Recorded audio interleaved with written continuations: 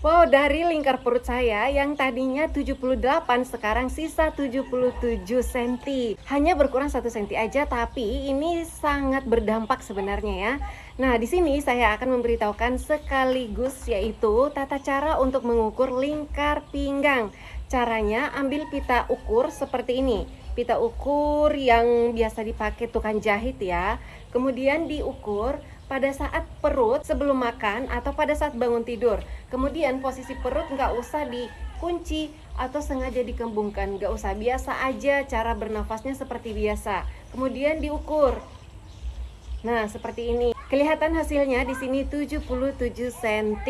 Nah, menurut standar kesehatan yaitu untuk lingkar perut wanita terhitung normal ketika lingkar perutnya di bawah 80 cm. Dan apabila lingkar perut perempuan ini berada di antara 80 cm sampai dengan 88 cm, maka ia termasuk di dalam kategori resiko sedang. Dan apabila lingkar perut si perempuan ini sudah berada di atas 88 cm, maka dia termasuk di dalam kategori beresiko tinggi. Nah, beresiko tinggi maksudnya apa? Nah, beresiko tinggi itu artinya beresiko akan terkena berbagai macam jenis penyakit komplikasi ya, yang seperti umumnya terjadi. Kemudian untuk laki-laki yaitu standar kesehatan yang dianggap normal yang di bawah 90 cm. Apabila lingkar perut laki-laki antara 90 cm sampai dengan 98 cm, maka ia termasuk di dalam kategori beresiko sedang. Dan apabila lingkar perut laki-laki ini di atas 98 cm,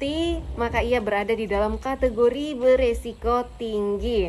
Nah, lalu bagaimana apabila tinggi badan si perempuan ini contohnya terbilang pendek, yaitu berada di bawah 160 cm. Karena ada teman saya juga nih yang nanya, lingkar perutnya itu 80 cm, akan tetapi dia masih merasa gendut. Tapi memang orangnya masih kelihatan gendut, tapi lingkar perutnya 80 cm.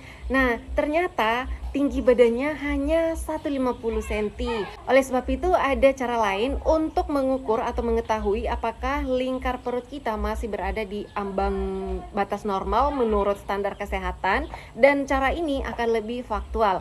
Caranya yaitu ukur juga tinggi badannya. Contoh misalnya, kalau saya tinggi badannya 159 dan untuk lingkar perut saya 77 cm, maka lingkar perut ini 77 cm dibagikan dengan 159 yaitu tinggi badan saya. Nah, di sana nanti akan kelihatan hasilnya. Apabila hasilnya menunjukkan 0,4 sekian, artinya ini masih di dalam standar normal menurut standar kesehatan. Dan apabila untuk hasilnya nanti 0,5 sekian, maka ia termasuk di dalam kategori beresiko sedang. Dan apabila hasilnya 0,6 sekian, maka termasuk di dalam kategori beresiko tinggi.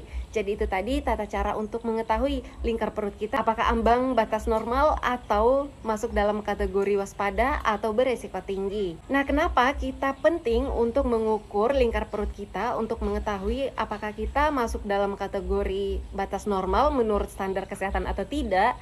Itu karena sebagian orang biasanya bodinya itu terlihat ideal, dan juga untuk timbangannya misalnya apabila dia sudah mengikuti program diet, untuk timbangannya itu udah mulai geser ke kiri alias menurun berat badannya.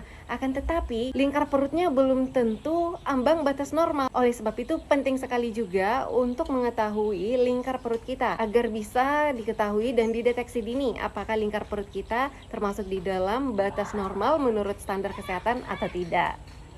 Oke, sekian. Kalau menurut sahabat video ini bermanfaat, jangan lupa ya dibagikan agar informasi ini semakin meluas dan makin banyak orang yang mengetahui terkait hal yang bermanfaat ini untuk mendeteksi atau untuk mengetahui apakah lingkar perut kita masuk di dalam ambang batas normal atau tidak.